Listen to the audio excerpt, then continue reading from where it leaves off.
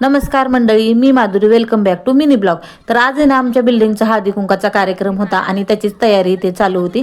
तर छान अशी रांगोळी नाही पण बरी अशी तशी रांगोळी थोडीशी मला जमते आणि त्याची तयारी तर माझी चालू होती. रांगोळी इथे मी काढायला बसलेले होते. तर हे रांगोळी काढायचं राज्य ना माझ्यावरती आलेलं होतं, कारण बऱ्याच बायकांना रांगोळी इथे जमत नाही आणि मला सांगितलं होतं की तुम्हाला जमेल तसे रांगोळी काढा. आता मला जास्त भारी तर काही जमत नाही, पण म्हटलं ठीक आहे, मी प्रयत्न करते आणि जसे येईल तशी मी इथे रांगोळी काढते.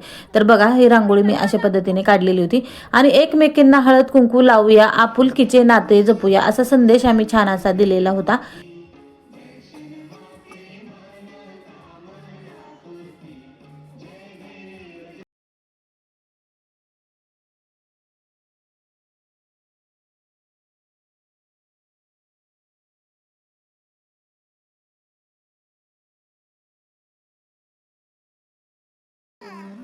देवीची आरती वगैरे करून घेतली, बायकांना हळदी कुंकू लावायला सुरुवात सुद्धा झाली. म्हटलं चला आता आपण आपल्या कामाला लागावं, म्हणून इथे मी ना थोडंसं फोटोशूट वगैरे करून घेतलं, व्हिडिओ सुद्धा बनवून घेतला. तर हा व्हिडिओ ना शौर्यनी माझा काढलेला आहे. तर याचा डिटेल ब्लॉग मी आपल्या चॅनलवरती अपलोड केलेला आहे, तर तिथे जाऊन तुम्ही याचं डिटेल ब्लॉग नक्कीच बघू शकतात. आणि बघा, इथे नंतर सर्व कार्यक्रमांचा उरकल्यानंतर आम्ही थोडंसं इथे रील बनवायला घेतलेली होती. तर प्रत्येक माणसांना थोड्यावर इमोशनल सुद्धा होते आणि म्हणजे आनंदी सुद्धा होते. तर असं नवीन होतं सगळ्या माणसांसाठी, हे कधी असं बनवत नाही. शक्यतो पोलीस लोक म्हटलं की त्यांचं जरा वेगळेच म्हणजे पद्धत राहते, त्यामुळे शक्यतो त्यांना अशा गोष्टी काही आवडत नाहीत आणि करतही नाही. पण म्हटलं चला, या निमित्ताने थोडं का होईना आपला एन्जॉयमेंट होतो आणि तेवढे छोटे छोटे क्षण आपल्याला आयुष्यभरासाठी महत्त्वाचे राहतात, म्हणजे आनंदी ठेवतात. आणि हे जेव्हा गोष्टी आपल्याला आठवतात ना, तेव्हा खरंच खूप भारी वाटतं की आपण या गोष्टी जगलो, म्हणजे आपलं आयुष्य छोट्या गोष्टींसाठी जगायला राहून जातं.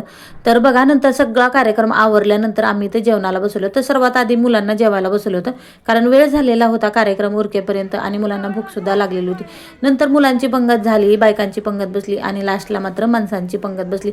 तर अशा 3 पंगतीमध्ये आपलं हे जेवण झालं होतं. आणि जेवणामध्ये पनीरची भाजी, पुलाव, मिक्स व्हेज, पापड, लोणचं, म्हणजे सर्व काही होतं, पुरी, कोशिंबीर, असं भरपूर सारं छान असं जेवण होतं. त्यामुळे मस्त असं जेवण झालं. आणि जेवण झाल्यानंतर ना आम्ही उखाणे वगैरे ठेवले होते, मुलांसाठी संगीत खुर्ची ही ठेवली होती. तर कर्जत तालुक्यात पेरोबावाडी माझं गाव, गावात होती माडी, माडीवर नेसली साडी, साडीला लावते चाप, दिलीप माझा बाप, दारात होती जाई, जयश्री माझी आई, पाण्याला गेली गवळण, कविता माझी मावळण, पाण्यात होती नाव, अक्षय माझा भाव, समुद्राच्या पाण्यात झळकतात मोती, संदीपरावांचं नाव घेते मी, त्यांची सौभाग्यवती. तर मी घेतलेला उखाणा तुम्हाला कसा वाटला कमेंट्समध्ये मला नक्कीच सांगा. भेटूया अशाच नवीन एका ब्लॉगमध्ये. तोपर्यंत सर्वांना बाय बाय.